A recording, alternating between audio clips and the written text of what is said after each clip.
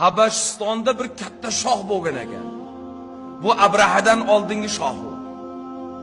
Hamma yoqni zir titratgan ekan.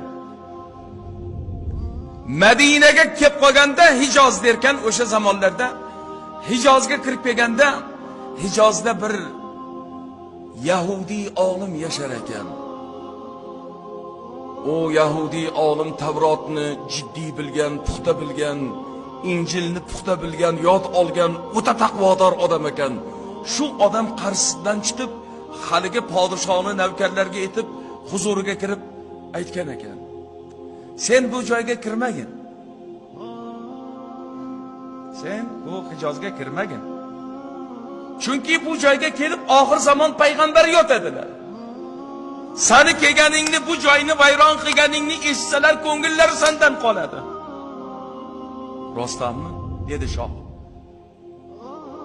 Agar men o'sha odamga iymon keltirib qo'ysam-chi? Iymon keltirib qo'ysang, hidoyat topasan, yaxshilik topasan.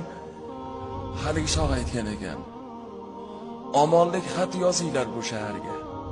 Men mana shu shaharga kelib ko'miladigan payg'ambarga iymon keltirdim. Bu shaharga hech kim kelmaydi deb ketgan ekan. O'sha yoziq chiqqan ekan, o'sha yoziq. Payg'ambar alayhissalatu vasallamga 300 yil oldin iymon keltirganlar bor ekan. Birodarlar, Madinani hududlariga yaqinlashgan saringiz iymon jo'shiydi.